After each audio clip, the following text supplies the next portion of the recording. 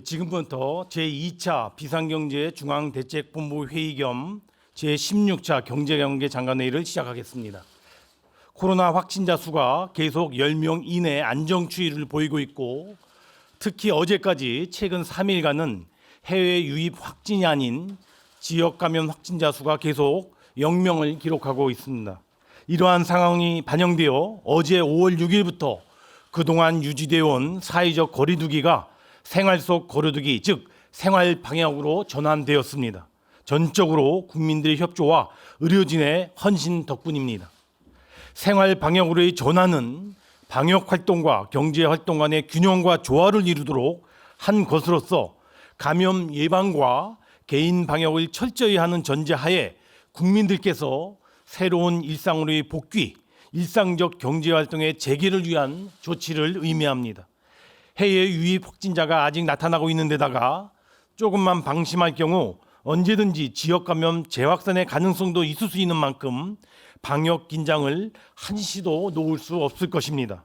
그러나 이제 생활 방역을 실천하는 가운데 위축된 경제 심리에 대한 회복, 이연된 소비력의 재생, 약화된 경제 활력의 복구 등이 절실하게 필요한 시점입니다. 이를 위하여 범국민적 지혜를 모으고 경제 주체들의 실천적인 행동이 본격적으로 뒷받침되어야 할 것입니다. 즉, 가계와 기업은 이동, 소비 등 일상적인 경제 활동을 점차 늘려나가고, 기업은 소비 회복 등에 맞추어 고용 유지와 함께 점차 계획된 투자를 실행해 주기를 요청드립니다.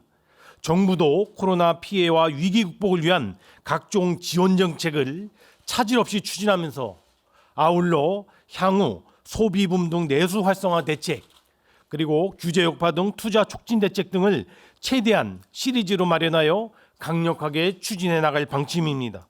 특히 경제중대본은 지금 5월을 경제 회복을 위한 골든타임으로 인식하고 5월 중 하반기 경제정책에 대한 수립, 3차 추경안의 편성, 한국판 뉴딜 추진 방안의 마련, 그리고 포스트 코로나 대응 방안에 대한 강구 등의 모든 정책 역량을 쏟아붓고 그 추진에 속도를 내고자 합니다.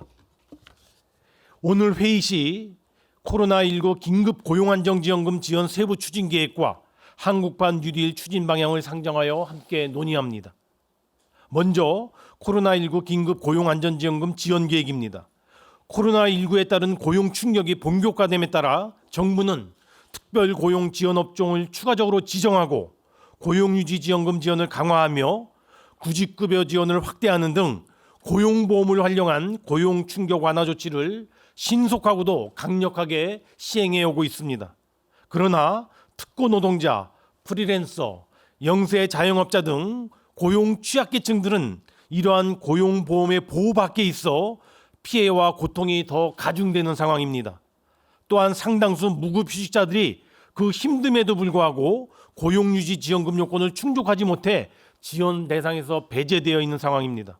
정부는 이러한 사각지대 근로자와 노동자에 대한 보다 촘촘한 고용안정망 보호를 위하여 지난 5차 비상경제회의 시 한시적으로 1조 5천억 원 규모의 긴급 고용안정 지원 제도를 신설키로 결정한 바 있으며 오늘 그 세부 추진 계획을 마련하였습니다.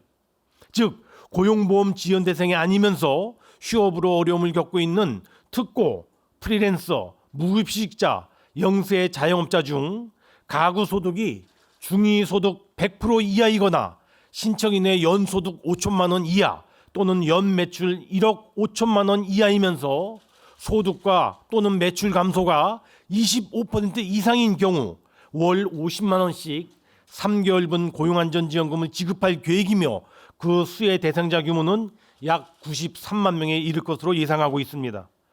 이에 따른 재원소요 1조 5천억 원은 그 지급의 시급성을 감안하여 지난 월요일 5월 4일 9,400억 원의 예비비 지출을 결정한 바 있으며 나머지 소요는 3차 추경안에 반영하여 확보할 계획입니다.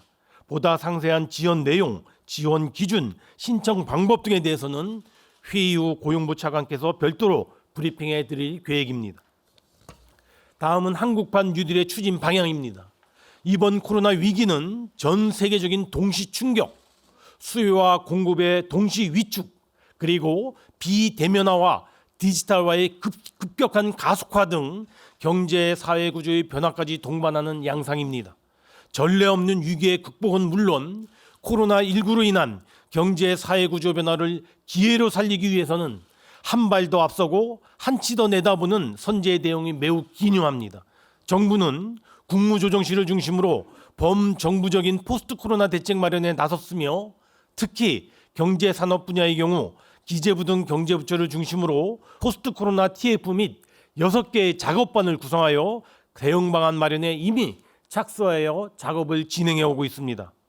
이는 아직 논의의 시작 단계로서 앞으로 국민의 집단 지성과 지혜, 그리고 부처 간의 협업, 그리고 당정 등 의견 수렴 등 여러 단계를 거쳐 검토될 중기적 과제 중심으로 진행되는 작업일 것입니다.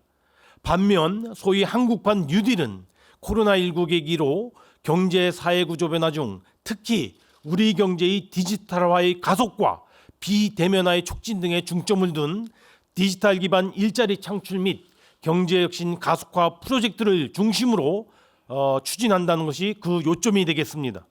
이는 기존의 토목사업 위주의 경기부양성 뉴딜 정책과는 확연히 구별되는 개념으로 구체적으로 디지털 기반의 프로젝트에 집중하고 민간 투자와 시너지 효과가 크면서 경제 전 영역의 생산성과 경쟁력 제고와 직결되는 임팩트 있는 대규모 혁신 프로젝트로서 앞으로 2, 3년간 집중적으로 추진될 일종의 성과 프로젝트로서의 성격을 지닙니다.